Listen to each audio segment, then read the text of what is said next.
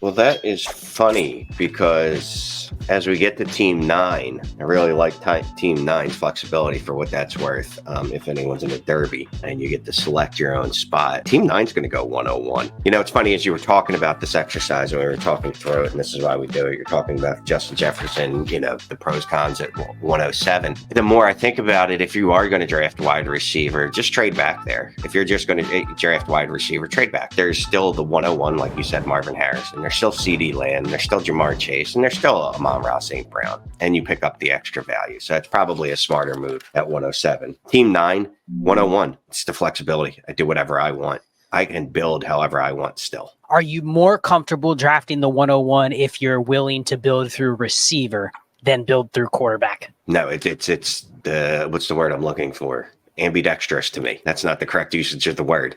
Okay, but let me rephrase the question. Good. You want to build through quarterback. Are you still taking the 101 over all but 6 QBs? And I told you, this 101 cannot be traded. You have to make the pick.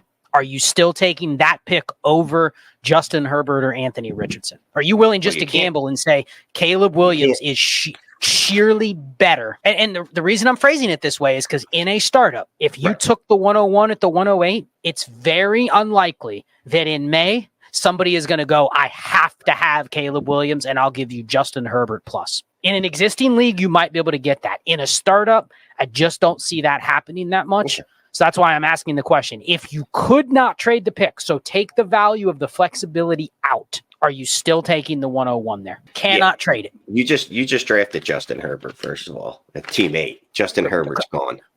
Yes, I know. So I'm asking you, though, if I'm still building, if there's no value of the flexibility, are you still taking the 101? Okay. Take out the flexibility because you still do have some flexibility. I can build through wide receiver if I so choose. But yes, I'm comfortable taking Caleb Williams over Anthony Richardson. So you value even the flexibility, not that I could trade it, but you value that I get to see Caleb Williams or Marvin Harrison, right? I get to even choose between the two, which has some value in itself, right? And I still have several more picks before I really even need to decide on which way I want to go. I think that's a very good point. We could get to round 3 and there's a QB that you never thought would be there is there. And now all of a sudden what you thought was Caleb Williams is now Marvin Harrison, right? Because of the way you built your team. So I think that is the reason why you draft the rookie picks. So I am going to take Anthony Richardson here at the 110. I think he's probably the next QB off the board for most people. I think you could build through receiver here. It's dangerous because, again, if I'm willing to not build through quarterback, I would trade back a couple spots, but the person at 111 or 112 probably has to be committed to building through quarterback for them to make this deal. So I'm going to take Anthony Richardson, but it isn't a great spot to be, and I don't know if I'm going to be able to trade back in a lot of cases. So 110, Richardson's off the board. You are up at the 111. Where are you going? Oh, boy.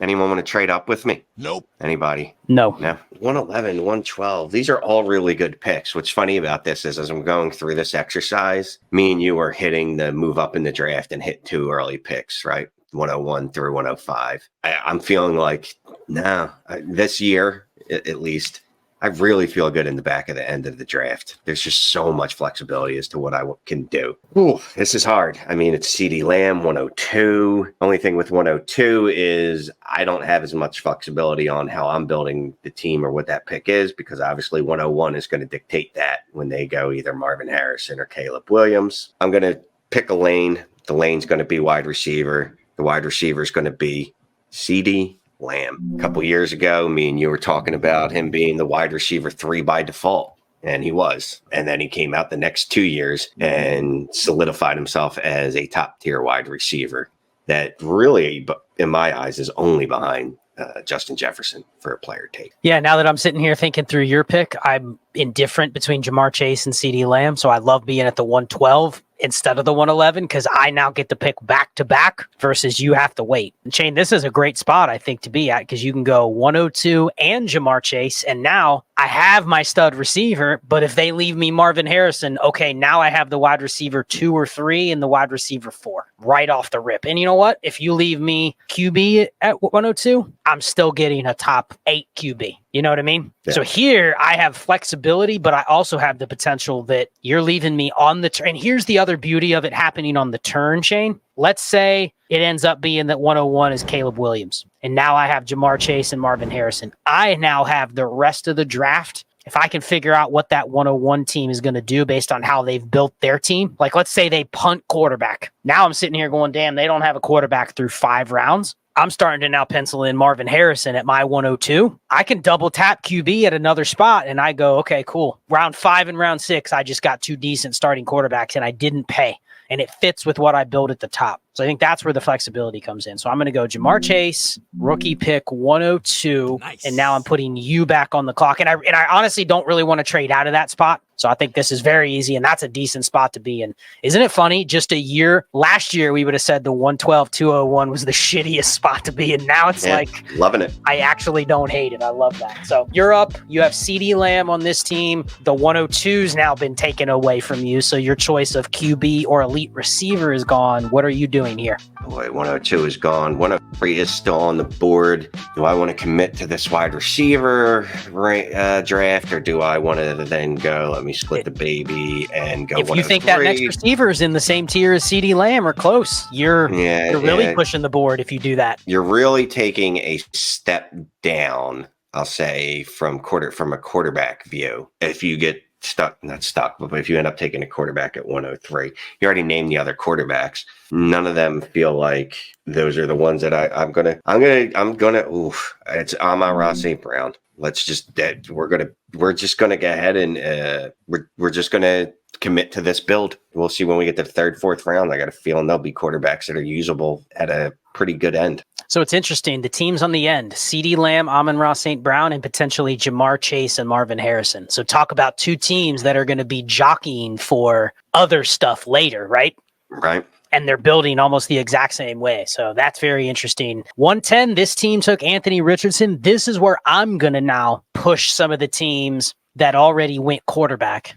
And I'm going to take what I think is the next best quarterback off the board. And I think I'm deciding here between the 103, which is going to leave me my choice of the QB2 in the class, or it takes a quarterback off the board by picking Kyler Murray. So I think that's the debate for me. I'm going to lean going with the 103, but with the intent that is going to be a quarterback. But I'll lean the flexibility of it could be maybe Malik Neighbors goes in the top 6 of the draft to the Chargers or something like that. And it all of a sudden it brings another receiver up into the elite tier. So I'm going to lean the 103. That's essentially Jaden Daniels over Kyler Murray, which I think we could probably live with if that's what it ends up shaking out to be. So I'm going to go the 103 with Anthony Richardson, and I'm assuming that's going to be a quarterback start. That leaves you with the team that took the 101. How does this second pick play into, you already have the 101, you know that's a receiver or a quarterback probably. Where do you go next? As I look at the players, I keep going, if this, then that, if this, then that, if this, then that. I'll tell you what, I don't do that with the 104 when I have the 101 in my pocket. You know why? Because now taking the 104 here even opens me up better at the 101. I can do whatever I want. I can go Marvin Harrison. I can go Caleb Williams, because at the 104, I can then go Malik Neighbors, or I can go whichever quarterback falls there. And I have the build that I wanted. Or I could go 101 Caleb Williams and 104 another quarterback. So I'm going to go 104. Just, I hate keep beating this word, but I don't know that you can beat that flexibility. I'm going to push back on this because this could be a position where you end up getting stuck. Now, obviously, if the first 4 picks in the rookie draft just are absolute home runs, like they're all top 5 selections in the NFL draft, then you won this trade, right? Or you won this selection. Here's the pushback though. Let's say you do this. Okay. You see how you build out the rest of your team. You decide on Caleb Williams at 101. Malik Neighbors falls out of the top 10 in the NFL draft. Now you're at the 104 and the best player on the board is Drake May. Are you upset that you started Drake May, Caleb Williams? Does that feel a little fragile compared to what else was on the board? Or are you that convicted that that's okay? I'm risky anyway. And I think this player at this draft is encompassing all the risk, doing the 101, the 104. Let's just put that out there. Yeah, this is a highly risky strategy because both these picks could bust. And even if just one of them does, you're in a bad way. But no problem with taking Drake May if it breaks that way. No problem taking Jaden Daniels if it breaks that way, considering that both of those guys are probably likely top 5 NFL draft picks. Yeah, it speaks to how valuable we think these top 4, 5, 6 picks are, that we're willing to take them in this range. But I just wanted to point out that it could go wrong.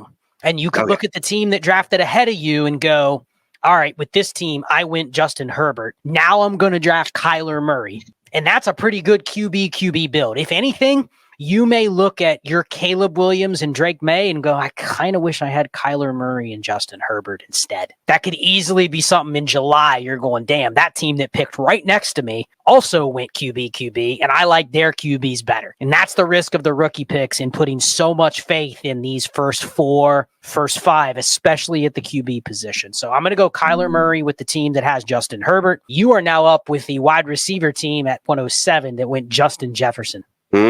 Justin Jefferson, Kyler Murray's off the board. What are we looking at if we just go quarterback? And this isn't how you should do it, but I'm in my head comparing quarterback to wide receiver to pick, with pick probably being the least likely. This feels too early for Jordan Love. This feels too early, way too early for Trevor Lawrence, Brock Purdy, and especially the tier below that. I know it feels too early for the 105. It also kind of feels a little early for some of these wide receivers too. So this is a point of the draft where, geez, if I could trade out, I probably am. Everyone's aware of that, though. And let's be clear, it's not that the players are, it's the relative difference between these players is, there's not enough of a difference for you to go, oh, I feel just absolutely stellar about going Tyreek Hill over Puka Nacua. It's like a tier of like 10 players here, and I really don't want to be the first to pick, right? There's no trades here, Shane. All the members are in our Discord, and they're all looking at this pick going, ha ha, Shane, you're stuck. Make the pick. What are you doing?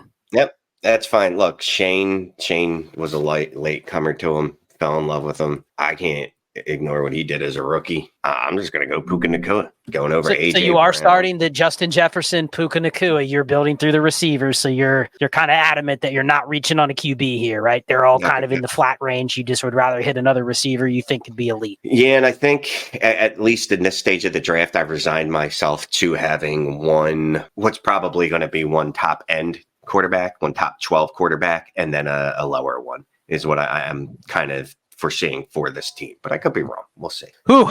So this is a tough pick as well, to where I have Joe Burrow, and this is where I think it gets a little challenging, because every team after this, Shane, what did they all do? They all went QB, right? Yes, they did. 1 through 6 all went QB. So now you're trying to figure, is my QB1 strong enough to hold down not having a second QB? And for the team that has Josh Allen, Pat Mahomes, maybe you feel that way about Stroud, Lamar, Jalen Hurts. I don't know if you feel that way about Joe Burrow. You could, but I took him at the 106. But I'm now examining my Joe Burrow pick against the guy that has Josh Allen, who scores 4 or 5 more points per game, and we're both in the same boat. Can my QB1 make up for the fact that my QB2 might be a little bit weaker, or I have to reach? So I think you have to make a decision here. This is a crucial pick as to how you're going to build. If it was me, I'm probably leaning going quarterback or the 105 with the intent that could be a quarterback. And even if it's not a quarterback, there might be the ability for me to trade that down for an option at quarterback if somebody really wants,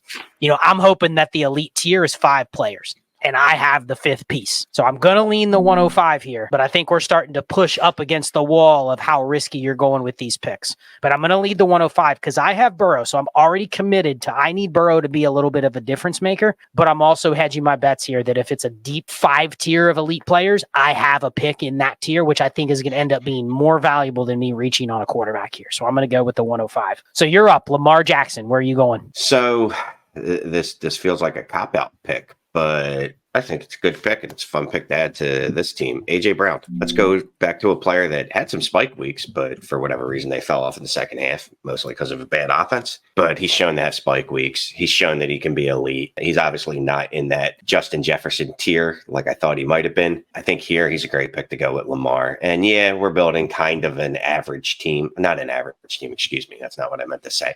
We're kind of building a team like a stud here, stud there, instead of committing to just one position and going. And you sniped the Jalen Hurts manager who might have been looking at the stack. Yes, who was probably feeling pretty good coming back.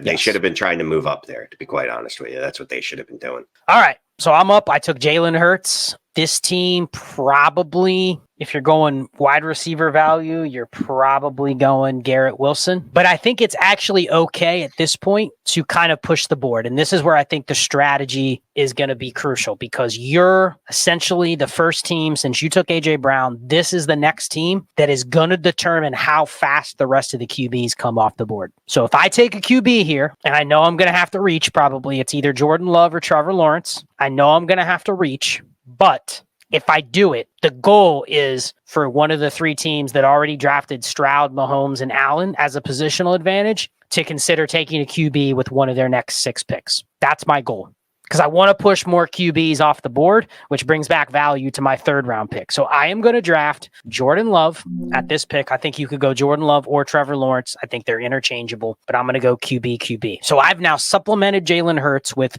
a guy that I think has a higher ceiling than Trevor Lawrence. And I'm shooting here for, can I get a QB 8 from Jordan Love? And it gives me 2 positional advantages, or relative to the rest of the field, 2 quarterback advantages here. So I'm going to go Jordan Love. You're up with CJ Stroud. What are you doing? I trade it. I'm trying to trade. I'm trading. But for what? For what? Shane's trying to trade everything at all times. What are you actually sending out here? You have 5 minutes. What are you trying to get? Look, I'm trying to get another 3rd round pick. So this is a spot where it's flat. If you can pretty much gain any sort of value, you're willing to move out of this spot then. Yeah. Oh boy. Here we go. I could go Trevor Lawrence. I think that's what I'm going to do. So this team's going to draft Trevor Lawrence. So that is up. I am up with the team that has Patrick Mahomes now. I am going to not go quarterback here since Trevor Lawrence just got sniped. You and I aren't going to do this, but I would want to see the team with Mahomes now go, oh shit, QBs are coming off the board. I need to trade up to get Tua or Dak Prescott or Brock Purdy, because that really makes the value of your picks coming back when you already have 2 even more valuable. So that's the power of taking the 2nd QB here going in, is to hope that somebody panics and goes, man, I don't want to be stuck with Kirk Cousins as my QB2. So let me go Brock Purdy here. Let me go Dak Prescott here, which is a reach, but people may panic and go, I want 2 QBs, and they don't do it. So I'm not going to panic. I'm going to take Garrett Wilson, but that's the point of doing the trade up. So you are up. You're on the turn. You have Josh Allen. You get 2 picks here. What are you doing? Oh, do whatever I want. We've got Josh Allen, and I think I'm going to make this 2nd round, and then we're going to pick this up later. Just too early for Chris Olave. At some point, you got to think production, but Chris Olave could be an option on the way back. You know what? I'm getting a little scared about the quarterback tiers at this point. Not going to lie to you. I don't want to be in a position where I'm kind of stuck with whatever's left out there. I'm going to go Brocktavius Purdy. Okay, so you go Brock Purdy. What was your main takeaway just through the first 2 rounds of this on team building? What was the thing, if you were doing a draft right now, you'd be looking out for that you saw in this exercise that we were doing? Give me one takeaway. I'm more than okay with being 109 and back. 109, 110, 111, 112. Those are really sweet picks. It's funny because sometimes the 109 and 110 kind of feel like a dead zone. Not at all. Not considering what you can get on the way back. You know, the 101's nice, 102's nice, but you're at the mercy of the rest of the draft. And a lot of the premier talent is gone by the next time you come up. If I'm picking early and I'm lucky enough to get Pat Mahomes or Josh Allen or CJ Stroud or whoever you consider to be the top end quarterbacks, right? It's almost guaranteed when you come back into the second, you're going to be in a flat range of players. A lot of good players. Nothing that separates itself. So if you're willing to just kind of grab innings eaters there, hey, give me Garrett Wilson, give me Breece Hall. You know, if you're willing to just be flexible and just take good players, it's a great spot to be. But if you're trying to look for some sort of leverage, I do think early second is where like the elite tier of players is going to fall off. And when you get to the mid to late second, if you started with a QB, I do think there is a viable strategy to make the decision, try to push the QBs. Take that second QB. Even if you think Jordan Love over Garrett Wilson is a little bit of a reach, take that second QB, because what did Shane just do with the 212? Man, I don't love the QB options. So let me take Brock Purdy. And all it takes is another team to go, man, the QBs are starting to go off fast. I don't want Geno Smith as my QB2. So let me take Dak Prescott. Let me take Tua. Let me take Jared Goff. You know what I mean? Like, how far down does it go before everyone goes, okay, now I have QBs that I'm fine with? There's going to be 2 or 3 teams that are just, I'm playing the punt game at QB. But I do think it's viable at the mid to late part of the second round. have some conviction. Jordan Love, Trevor Lawrence, whatever. Make the pick. Push the board. And if 4 or 5 more QBs come off the board before you pick again, you've gained value with your future picks because everyone else is following you. You took 2 QBs. Now everybody feels like the pressure to reach on. Like, do you really want to take Justin Fields with a top 25 startup pick? There's a chance the guy doesn't start yet. He's going to go in the 3rd round of the startup, right? Like, I don't want to be the one clicking draft on Justin Fields, but someone may when you're pushing the board with Lawrence, Trevor Lawrence, etc. This is what mock draft should be. I'll just say that. Not just randomly picking players and not thinking through. We've already got a couple teams that are pot committed to that wide receiver build. I'm interested to see what it looks like at quarterback for them. And, you know, we've talked about it, especially towards the end of last year. Maybe we got a little dogmatic with the quarterback position. We were like, you got to get the top 2 elite ones. Well, that unfortunately, that elite tier ended up being smaller than we thought it was. So that kind of backfired in some positions. Now, I think we've course corrected and realized, you know what? If it's a wide receiver or quarterback, really doesn't matter. That as long as that dude's giving you somewhere, you know, if he's a type of player that can give you 20, 25 points. We'll continue with this going through round 3, round 4, and maybe talk a little bit beyond that on how to fill out your roster and things to be looking for. We'll see you on the streams every Tuesday night. And finally, join the Discord. If you want more content, more access to us, patreon.com/allgas or destinationdevy.com. Join the Destination 5 tier. Jump in there. There's a lot going on. There's a lot of startup help, a lot of trade help. I mean, it's literally nonstop. So check that out if you haven't already. And with that, we will adjourn. Manic and Chill is out.